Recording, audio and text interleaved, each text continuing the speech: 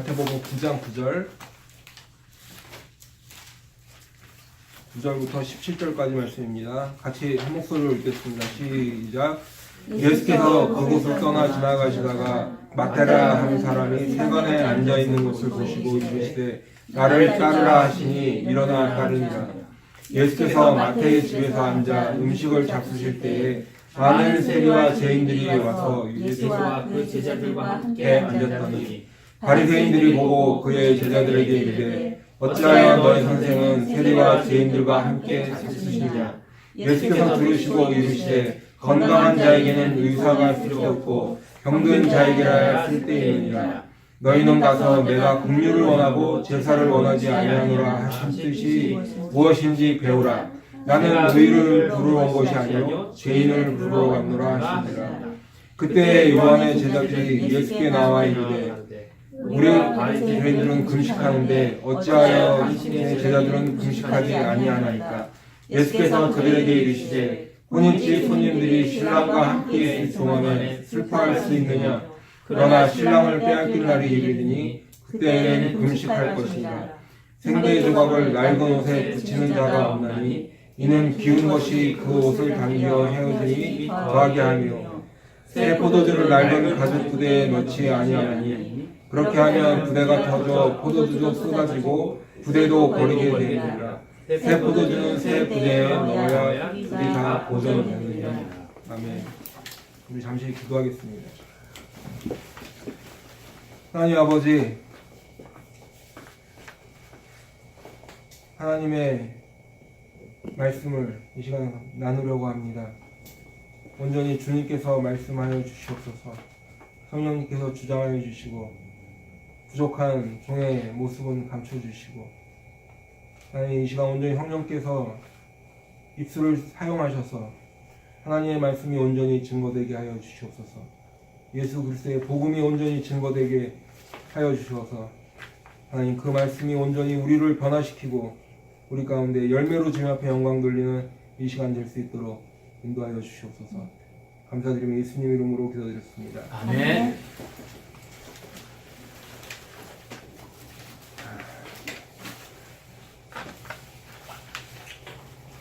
물 좀 마시고 할게요.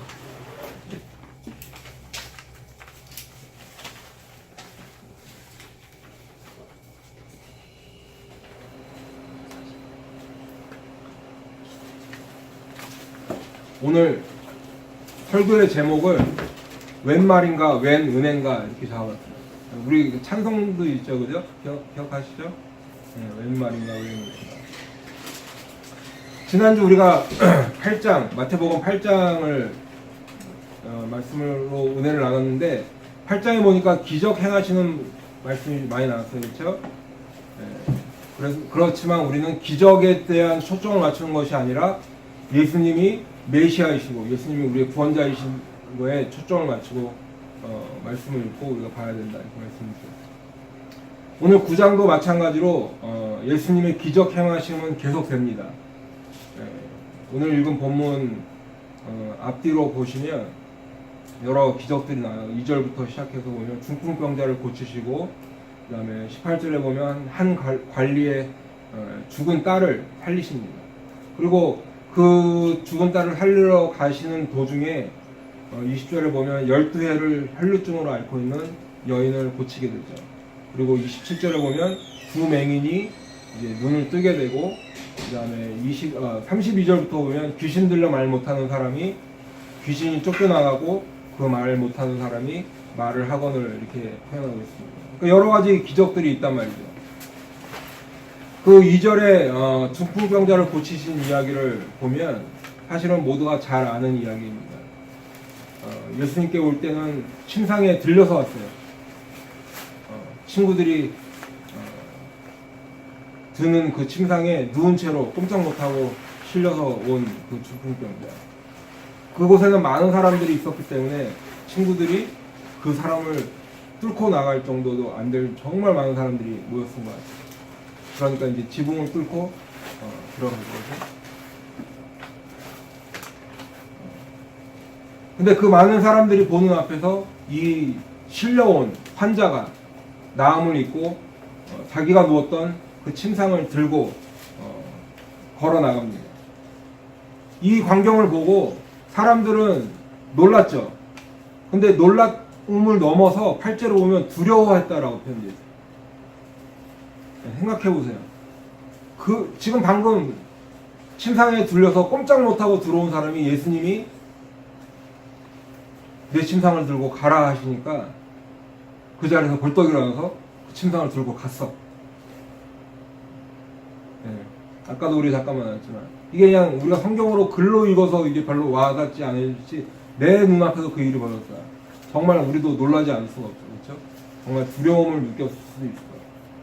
이 광경을 본 사람들도 두려워했다 하고 있어요. 사람들은 자기의 눈앞에 보여지는 그 현상에 놀라고 두려워했지만 예수님께서 이 중풍병자를 고치신 이유가 6절에 보면 나옵니다. 인자가 세상에서 죄를 사하는 권능이 있는 줄을 너희로 알게 하려 하노라. 예수님이 죄를 사하는 권능이 있는 것을 우리에게 알려주시려고 이 중풍병자를 고치셨다는 거예요. 죄를 사하시는 분은 오직 하나님밖에 없는데 예수님이 그 권능을 행하셨다. 그래서 3절에 보면 어떤 서기관들, 율법학자들이에요. 어떤 서기관들이 속으로 이르되 이 사람이 신성을 모독하도다 라고 얘기했어요. 우리 개역 성경에 보면 참남하도다, 이 사람이 참남하도다라고 표현되어 있어요. 신성 모독죄라는 거예요. 왜? 죄는 오직 하나님만이 용서하실 수 있는데 이 사람이 누구이기에 내 죄사함을 받았느니라 이렇게 얘기할 수 있지? 라고 생각합니다. 그러니까 율법학자들이 이 사람이 신성 모독한다, 참남하다고 생각하는 것은 어쩌면 당연한 거예요. 예수님을 단지 훌륭한 현인이나 아니면 훌륭한 선생이나 이렇게 생각하는 사람에게는 신성을 모독했다라고 하는 이 사람들의 생각이 맞는 말일지도 몰라요. 그래서 5절에 보면 예수님께서 내 죄사함을 받았느니라 하는 말과 일어나 걸어가라 하는 말 중에 어느 것이 쉽겠느냐라고 되물으세요. 여러분, 내 죄사함을 받았느니라 하는 말 그리고 내 침상을 가지고 걸어가라 하는 말 어떤 것이 쉽습니까? 어떤 게 쉬워요? 둘 중 어떤 게 쉬운 것 같아요? 둘 다 쉬워요? 예수님께는 둘 다 쉽죠. 맞아요. 예수님께는 둘 다 쉬워요. 근데 인간들에게는 어떤 게 쉬워요? 둘 다 어려워요.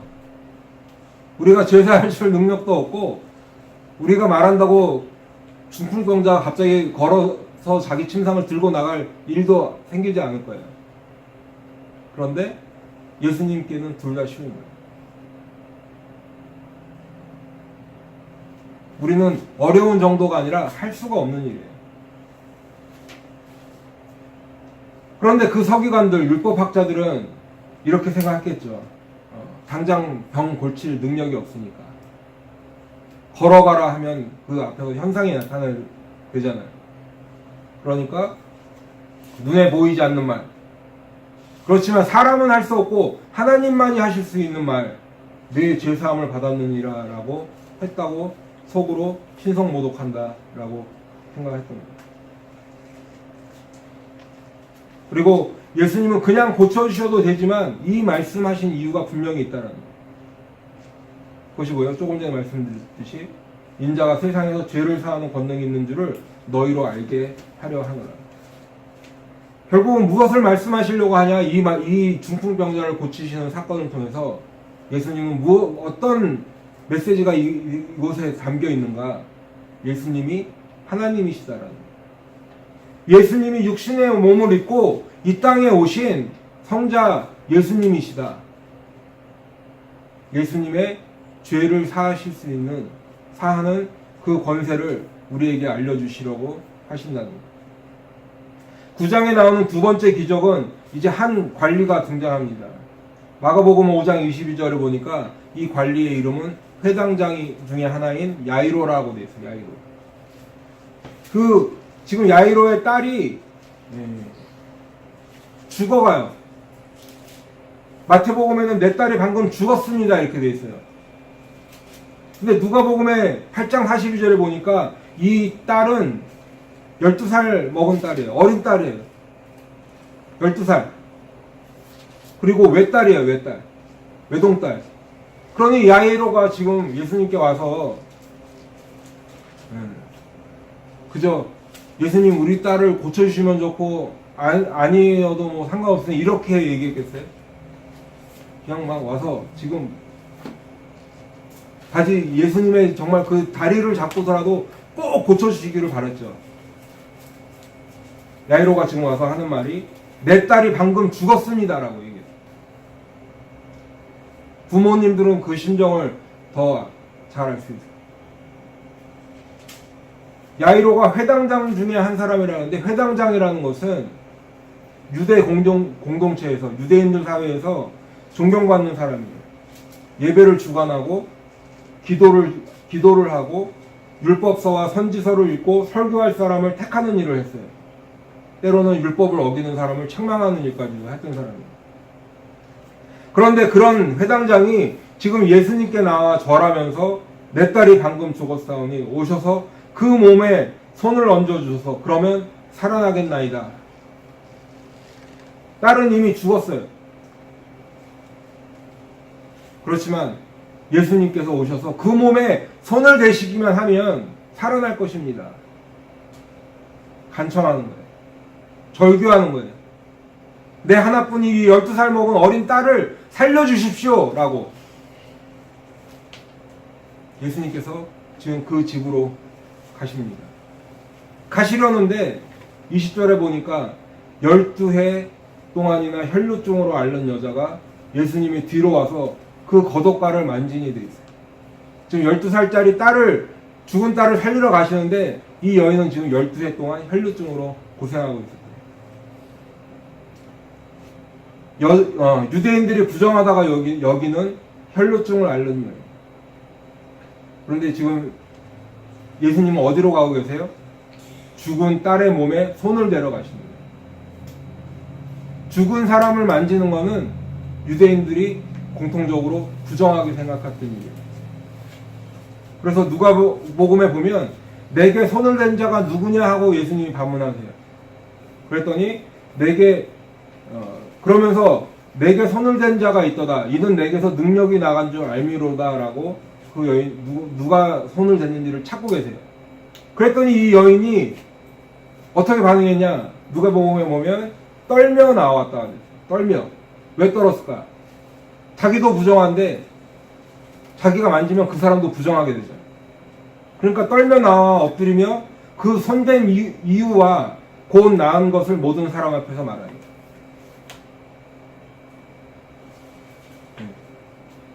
그러니까 그 만진 겉옷가라도 만지면 날까 해서 만졌는데 사실은 자신도 부정할 뿐 아니라 이 사람도 부정하게 되면 어떡하지라는 것.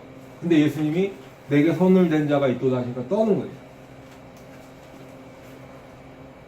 그랬더니 근데 그때 예수님이 말씀하십니다. 22절에 보면 딸아 안심하라 네 믿음이 너를 구원하였다 하시니 여자가 그 즉시 구원을 받으니라 라고 되어 있습니다. 그리고는 예수님은 이제 야이로의 집으로 가십니다.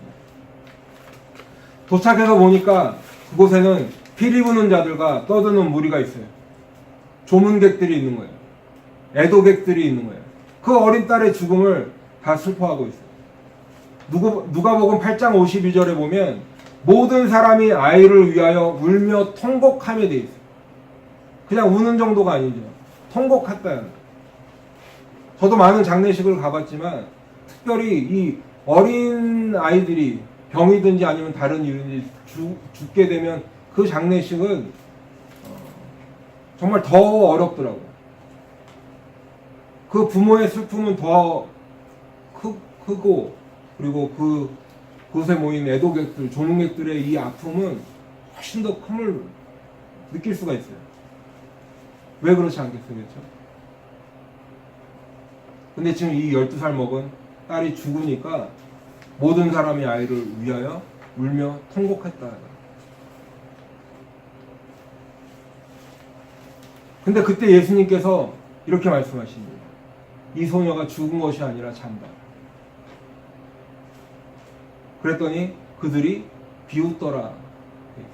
비웃더라. 왜요? 왜 비웃었을까? 누가 봐도 이 아이는 지금 죽었어요. 그냥 낮잠 자고 있는 게 아니에요. 죽었어요. 그죠? 그런데 예수님께서 잔다 하시니까 그들은 비웃을 수밖에 없는 거예요. 예수님이 그저 그냥 위로하는 말로 하시는 것이 아니라 보니까 정말 시리어스하게 이 소녀가 잔다라고 얘기하시니까 이 사람들의 반응은 얼마나 황당하기도 하고, 그렇죠? 비웃을 수밖에 없는 거예요.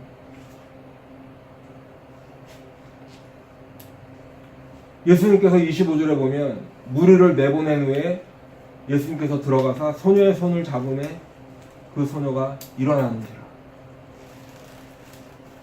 마가복음 5장 42절에 보면 달리다굼이라고 말씀하여요. 달리다굼. 들어보셨죠? 내가 네게 말하노니 소녀야 일어나라 라고 말씀하시는 거예요.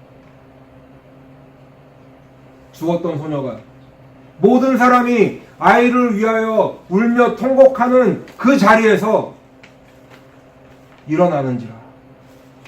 아멘.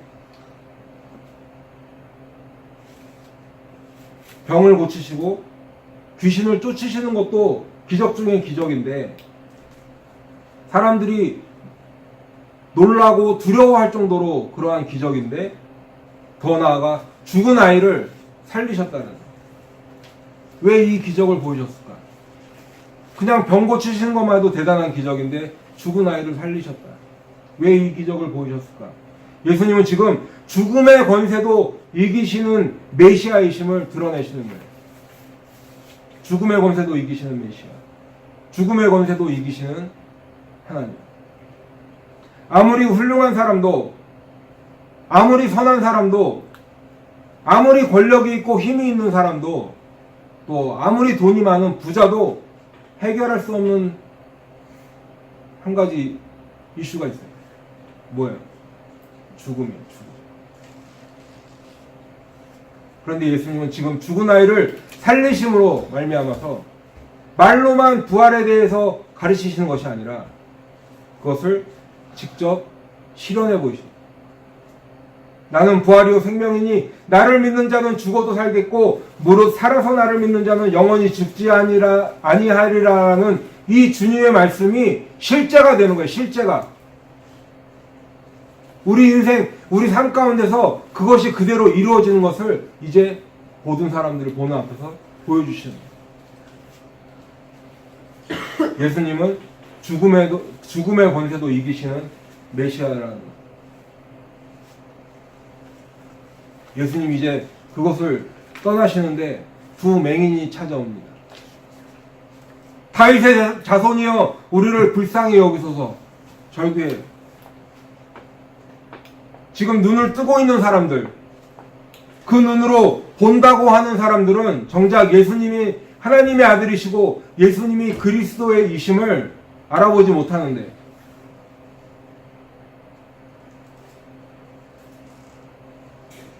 그런데 지금 보지 못하는 맹인들은 소리치며 다윗의 자손이여 고백하는 거예요.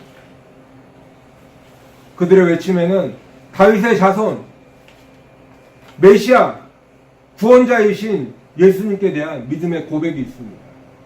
주님은 우리를 보시게 할 수 있는 분임을 믿습니다라는 고백이 있는 거예요.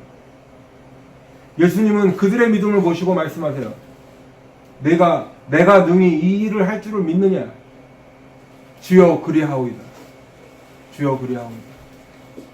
예수님은 그들의 눈을 만지시며 너희 믿은 대로 되라 라고 말씀하시고 그리고 그들의 눈은 밝아졌습니다.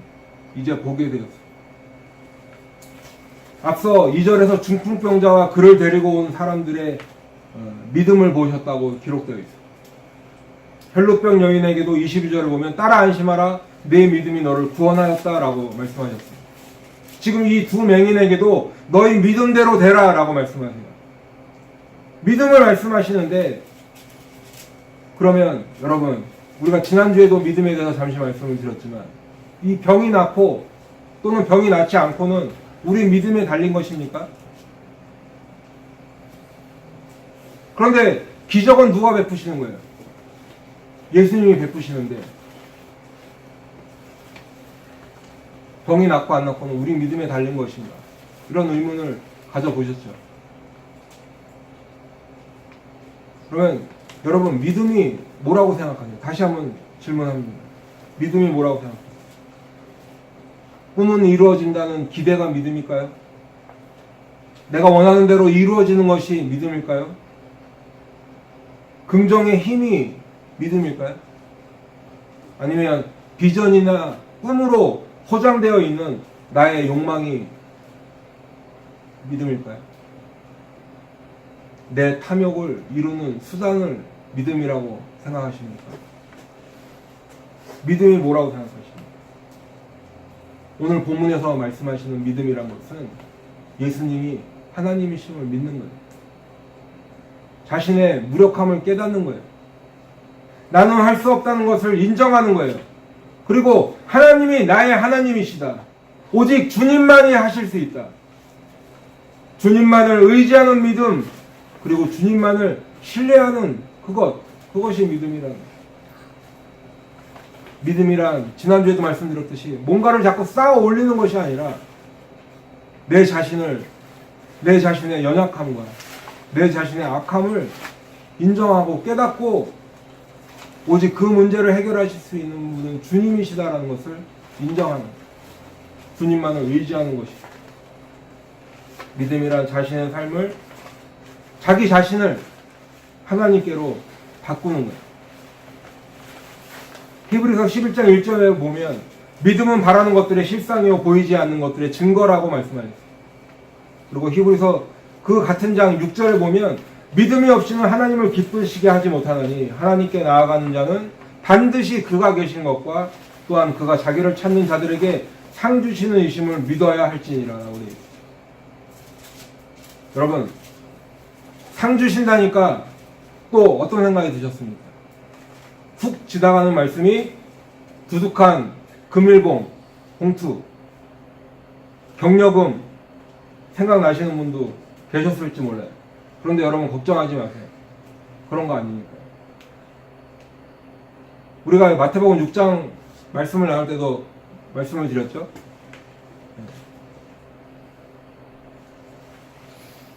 여기서 말씀하시는 상도 그런 거 아니에요. 16절에 보면 그 답이 나와요. 히브리서 11장 16절에 보시면 그 앞에 구약 믿음의 조상들의 이 믿음을 쭉 나열한 후에 16절에 뭐라고 말씀하시냐면 그들이 이제는 더 나은 본향을 사모하니 곧 하늘에 있는 것이라.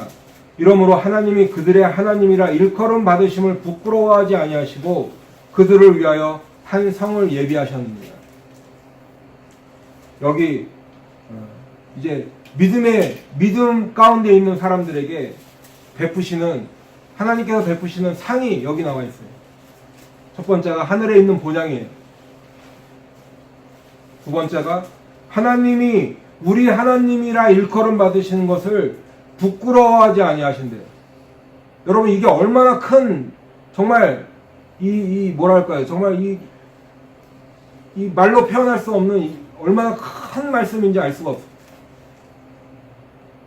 여러분, 하나님이 여러분의 하나님이라는 것을 부끄러워하지 않으신다. 간혹 부모들이 자식들 속삭이면 그러죠. 어디 나가서 왜 아는 체 하지만 창피해. 근데 하나님은 우리 같은 사람을, 나 같은 죄인을 내가 너의 하나님이야 라는 것을 부끄러워하지 않으신다는 거예요.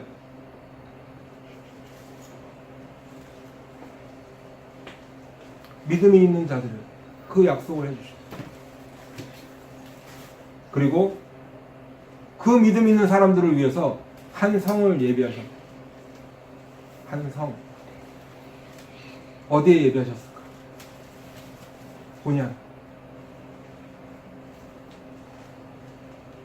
8장처럼 오늘 9장에서도 예수님의 기적을 본 사람들은 두려워하였고 놀랐고, 그래서 온 땅에 예수님의 소문은 점점 퍼져갔습니다.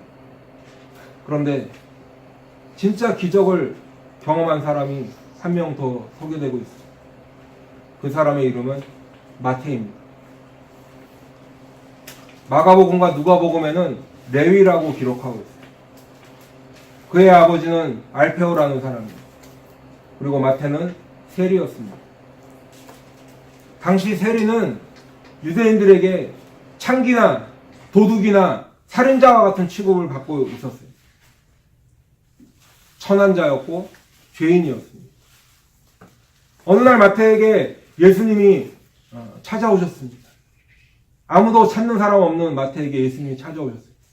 회당도 아니고 베드로를 부르셨던 것처럼 바닷가도 아닌 바로 세리마태가 일하는 장소인 세관으로 찾아오셨어요. 그 세관에 앉아있는 마태에게 예수님이 찾아오십니다. 나를 따르라. 마태의 반응은 어땠을까요? 9절에 보니까 일어나 따르니라라고 돼 있어요. 누가복음에 보면 그가 모든 것을 버리고 일어나 따르니라라고 돼 있어요. 모든 것을 버렸다. 여러분, 이 당시에 세리가 가장 중요하게 생각했던 것이 뭐라고 생각하세요? 돈이에요, 돈. 왜냐하면 그 자신의 재산을 늘리기 위해서, 자신의 입속을 챙기기 위해서 같은 민족이 자신을 경멸하는 그 정도의 눈길은 그냥 아무것도 아니었어요, 이 사람들에게. 같은 민족이 자신을 창기 취급하고 도둑 취급하고 살인자 취급을 해도 그 정도는 감수할 수 있는 거예요. 왜? 자기가 챙기는 입속이 있었고 자기에게 들어오는 돈이 있었고 그리고 적당한 로마의 권력도 가지고 살 수 있었어요. 그 정도는 아랑곳하지 않았어요. 그리고 지금도 마태는 세관에 앉아 있습니다. 자신의 이익을 위해 살고 있는 마태를 예수님께서 부르십니다. 마태는 모든 것을 버리고 일어나서 예수님을 따랐습니다. 마태는 어쩌면 이 예수님을 만난 이 사건을 기적이라 생각했던 것 같아요. 8장부터 9장까지 이어지는 수많은 기적들을 열거하면서 그 한가운데 자신이 예수님의 부르심을 받은 그 사건을 기록하고 있습니다. 날이 가고 해가 갈수록 생각하면 생각할수록 마태는 자신이 예수님을 만나서 그분의 제자가 되고 천국 소망을 가지고 살아가게 된 것이 믿기지 않았던 것 같아요. 그래서 이 마태복음이 기록될 당시 AD 한 50년에서 70년경으로 보는데 그때 마태복음을 기록하며 자신의 이 짧은 간증을 기록하고 있는 것이. 자신은 레위라는 이름의 세리였습니다. 유대인들에게 경멸의 대상이었어요. 그래도 돈을 벌기 위해서는 어쩔 수 없다고 스스로 위안하며 살았습니다. 사람들은 자신과 식사도 하지 않아요. 말도 섞지 않아요. 그렇지만 마태는 개의치 않았어요. 그저 돈이나 많이 모으며 사는 것이 인생의 유일한 낙이었습니다. 그렇게 살던 마태에게 어느 날 예수님이 찾아오셨어요. 그것도 자신이 일하는 곳을.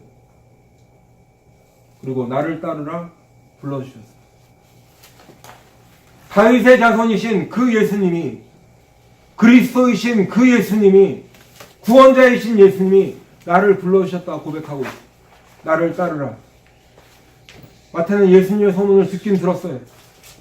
그래서 그분을 꼭 만나보고는 싶었지만 자신이 없었어요. 마태는 감히 그 예수님을 보러 가볼 엄두도 나지 않았어요. 나는 죄인이니까 모든 사람이 나를 싫어하는데. 그런데 지금 그분이 마태를 직접 찾아오셨습니다. 마태는 너무 기뻤어요. 그것은 기적이에요. 마태에게는 기적이에요. 다른 사람들은 레위로 불렀지만 자기 자신은 하나님의 선물이라는 의미의 마태로 부르길 원했어요. 그리고 자신의 인생에 모든 것을 걸었던 돈도 다 버렸어요. 모든 것을 버리고 즉시 일어나 예수님을 따랐습니다. 그리고 자신들의 친구를 집으로 초대했어요. 예수님을 위해서 잔치를 베풀었어요.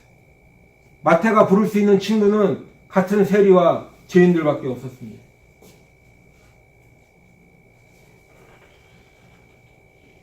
마태에게는 자신이 예수님을 믿게 된 것이, 예수님의 제자가 된 것이 그 자체가 기적이었어요. 그리고 마태복음을 통해서 기록하고 있습니다.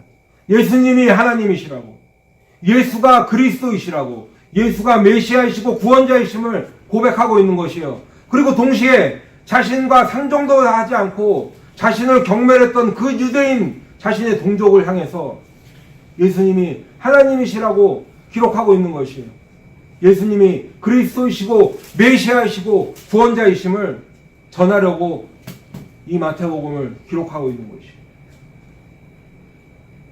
그러나 여러분, 모두가 마태 같지는 않았던 것 같아요. 중풍병자를 고치는 자리에서 어떤 서기관들이 속으로 이르되 이 사람이 신성을 모독하노다 하고 있어요. 그런데 4절에 보니까 예수님이 또 돌직구를 날리십니다. 너희가 어찌하여 마음에 악한 생각을 하느냐. 귀신 들려 말 못하는 사람을 만나셔서 귀신이 쫓겨나고 말 못하는 사람이 말하게 되었을 때 사람들은 놀랍게 여겼습니다. 그러나 놀랍게 여겼습니다. 이스라엘 가운데서 이런 일을 본 일이 없다라고 놀랐어요. 그런데 바리새인들은 뭐라고 얘기합니다. 바리새인들은 이르되 그가 귀신의 왕을 의지하여 귀신을 쫓아낸다 했습니다. 마태의 집에서도 지금 그 마태가 예수님을 만난 기쁨에 예수님과 자신의 친구들을 모아놓고 잔치를 하고 있는데 그 집에는 들어오지도 않는 바리새인들이 예수님의 제자들에게 이렇게 얘기합니다. 어찌하여 너희 선생은 세리와 죄인들과 함께 잡수시느냐. 이 상황을 예수님께서 정리해주고 계신 거예요. 율법을 누구보다도 잘 안다고 생각하는 그 바리새인들에게, 율법을 누구보다도 잘 지키고 자부하는 그 바리새인들에게 말씀하세요. 너희는 가서 내가 긍휼을 원하고 제사를 원하지 아니하노라 하신 뜻이 무엇인지 배우라. 얼마나 자존심 상하는 말이었을까. 바리새인들이 부들부들 떨었겠죠. 창피했는지도 몰라요. 바리새인들은 예물을 드리고 종교적 형식을 취하고 그런 것들은 중요하게 생각했지만 정작 죄인들을 향한 연민의 마음, 가난하고 사회적으로 약한 사람들을 돌보는 일은 소홀히 했어요. 하지 않았어요. 여러분, 요즘 교회는 어떤가요? 우리 예수 믿는다고 하는 우리 그리스도인들은 어떻습니까? 교회 다닌다는 사람들도 세상 사람과 똑같아요. 가난한 사람, 힘없는 사람, 병든 사람들을 하대하고 무시하고 갑질을 합니다. 그러면서도 교회 안에서는 목사로 살아가요. 장로로, 권사로, 집사로, 전도사로 어떤 형태로든 살아갑니다. 그냥 살아가는 것이 아니라 경건한 척 살아갑니다. 예수님 말씀하십니다. 나는 의인을 부르러 온 것이 아니요 죄인을 부르러 왔다. 여러분, 누가 의인이고 누가 죄인입니까? 저는 의인이고 여러분은 죄인이십니까? 아니면 여러분은 의인이시고 저는 죄인입니까?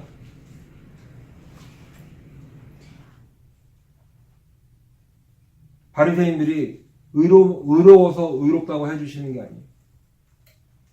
바리새인들이 의로운 것이 아니라 스스로 그들이 의인이라고 착각하고 있다는 거죠. 사람들이 의로운 것이 아니라, 여러분과 저가 의로운 것이 아니라 우리가 스스로 의롭다고 착각하고 산다는 거예요.